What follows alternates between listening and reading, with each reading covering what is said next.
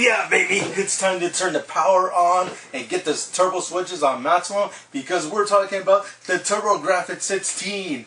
There's a lot of huge fans out there. We love the system. Thousands of millions of other people love the system.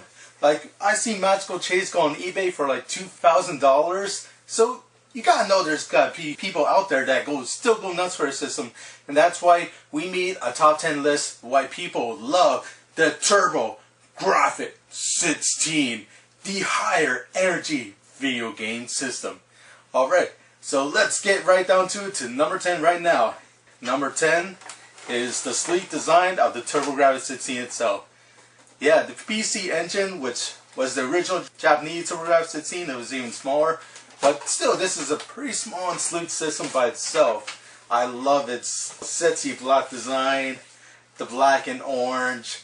Oh, it was a cool step up from the original Nintendo. To the games, cards, and all that, it was something different. Design is something you want when you're buying a $300 system like that, and that's how much we originally paid for it. And what do you say, Jay? I'm here with? Station. Yep, and he's a big Turbografx 16 fan too.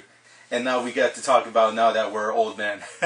Yep, he's older though. Yeah, got more gray hair. That's right. Some stressful games out there made it this way. Alright, another cool feature, number 9, is the 16-bit color to it. Like, you look at a Sega Genesis game, original 8-bit Nintendo game, boom, they had less colors, and it looked kind of like faded in because they only had so much color to work with. This one had 256 maximum colors they could have on screen. This system packed a lot of power when it came out. Like, I think that's why I bought Turbografx 16 over Sega Genesis, because the games look so colorful. You want a game to have like that maximum impact. And what better way to do that than have a mix-mash of colors on the screen at once? Yeah. Sure, the Sega Genesis can probably do more shit, technical wise, but hey, we all need a little color in the world, baby. Have a little bit of Jungle Fever and show some love to the Turbo. Okay, now let's get off topic. Number 8, the Turbo Duo. Now, this system, it's very expensive and hard to track down, but with this cool little baby, me and Jay use this one all the time to play the games, the Turbo games. We don't use Jay's wimpy little Turbo. No offense, man. Because this plays it all. This plays your card games, your CD games, the Super CD games, even the Japanese CD games. So it's region free? It's region free, but I won't play stupid cards, like the Japanese cards. Oh, I only accept American cards. USA, USA. What game you got in there? I got Real Court Tennis. Ooh. Yeah. Nice. Oh, come on, that one's good. That one's better than the one we played the other day. Alright. Davis Cup Tennis. Yeah, stay away from that one, but we're not doing the worst of yet. No, not yet. Yeah, so Dual plays all. That one's number 8. If you can find the Dual, get it. It's an awesome system. Very underrated. Okay, and that brings us to number 7 here. Number 7 is another cool piece of hardware, the Turbografx. Nice. Yeah, this one came out a year after the Turbografx 16, when the portable rage was all the rage. Everybody had a Game Boy, the Game Gear, the Atari Lynx, and NEC said, alright, me too, I'm going to join in. But instead of getting all new games, you could just put your regular Turbografx games in this thing. And boom, you got a 16-bit color system on the go. Yeah. Yeah, you can play TV on it with the TV tuner, but you can't do that no more since nobody's using antennas. But it was such an innovative device when it came out of the day. Like, imagine a portable original Nintendo, or a portable Sega Master System, portable Genesis, which didn't come out till 95 or something. No, Turbografx 16 was first to come out with a portable system of its own. I always hate the fact that, you compare this to a Game Boy or something, you have to buy all new games for it, you're looking at a shitty black and white screen. Turbografx maximized your game action all in one. Thing is, it's kind of expensive, $300. Yeah. But it's still an amazing piece of hardware, and that's why it's number 7, baby. And number 6 here is Turbo Fire is standard in the controllers. Ah, I love that feature. Good Say, feature. ooh, my fingers hurt because I pressed the button too much. Put the turbo on, boom, hold on to it. You can shoot all you want and a bunch of shooters. Yeah, it's called Turbo for a reason. Yeah. And that's what I love about it. You know, you didn't have to buy a rapid fire controller. It came modded. Yeah. Here, you just open up the box. Oh, you got Turbo Fire on there. That's awesome.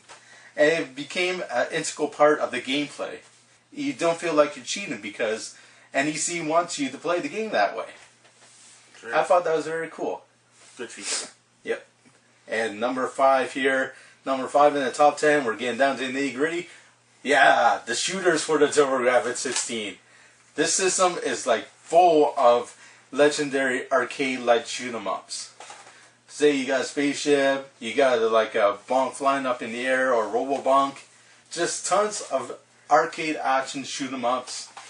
You got legendary arcade translation like Aero Blasters, Raiden. Psychosis. Well, Psychosis was more of like original title for a shooting game. Yeah, but yeah, it wasn't an arcade title, but I can see your point. Yeah, so you got original shooting games and arcade-like shoot 'em ups.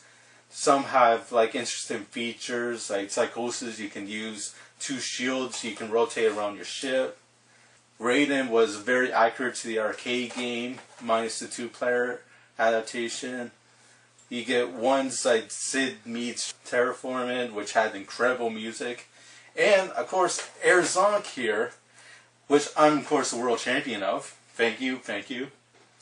Whatever, who's won? So, if you love your shoot 'em ups, definitely recommend the Turbografx 16. Alright, number 4, it spawned Impact. Nintendo had Mario, Sega had Sonic, NEC had Bonk. Headbutt! Yeah, what's cooler than a caveman that headbutts people, you know, to knock them out? It's good to see Bonk make a comeback. Like, he's going to have a new game coming out this year. That'll be good. Well, Bonk is a pretty big name still. I think it did pretty good for the Turbo. There's actually 4 games that you can get that have like Bonk in for Turbografx 16 alone. Yeah, you got Bonk 1, Bonk's Revenge, Bonk 3, Bonk 3 CD, and Air Zonk if you count the fact that it's kind of like a spin-off. So 5 games, or whatever. I can't count. That's right. Yeah, and he moved over to the Game Boy, Super Nintendo, and now he's coming back again to do some more headbutting. That's right. Yeah, I just love that character. And yeah, didn't you have that game too? I did. Yeah, I see people headbutting all the time, and we try to headbutt things, but we always get like concussions and all that. That's right. Yeah, this guy is so tough that he doesn't get any concussions, and he headbutts dinosaurs. What's more badass than that? Yeah, so Bonk bonks his way into number 4. Okay, and number 3, it's the multiplayer. We can play some like Bomberman, some Motor Rotor, and some Super Volleyball, and Tennis. Yeah. Ooh. No Davis Cup tennis though. That sucked. Yeah. Yeah, and that's a cool integral part of the Turbografx 16. You can hook up 5 players to it, like this instead of like the standard 2 or 4. You have to buy multi-tab, unfortunately, to even play 2 players. But when you bought that multi-tab, you set 5 players. Boom! It's like an instant party. You get a bunch of people together and try to blow up one another and like Bomberman. Oh, whatever. I walked right into it. I'm on fire, man. I like J extra crispy. I gotta thank the Turbografx 16 for adding multiplayer to the lineup of games. And number 2, it's the CD technology. Yeah, the Turbografx 16 was one of the first to introduce CD games to the console market. You flop in the CD, boom, it's good to go, and you got CD audio.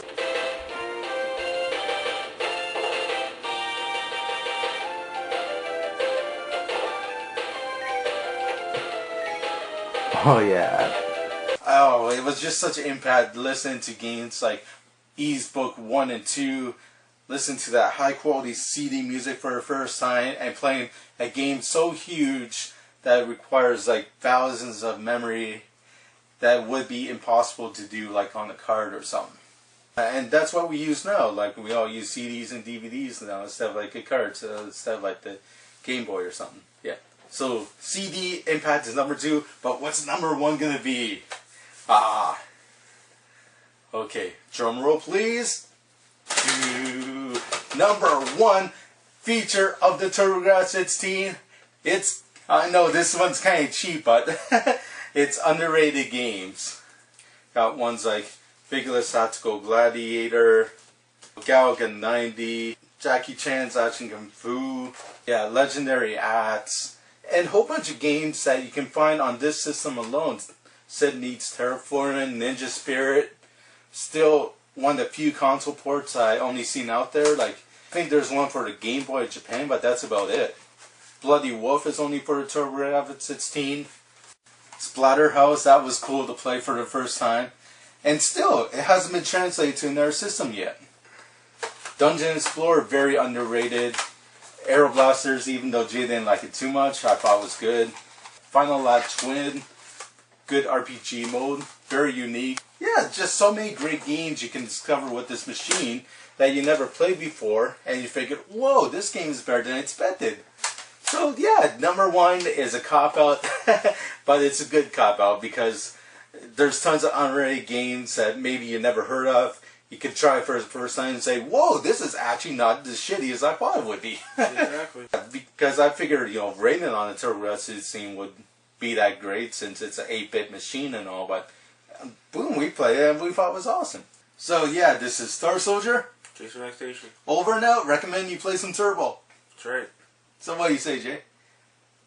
Thanks for watching. Okay. Okay. This is Star Soldier 1. Jason Next Station again. Over and out. Woo! Turbo wins. Okay.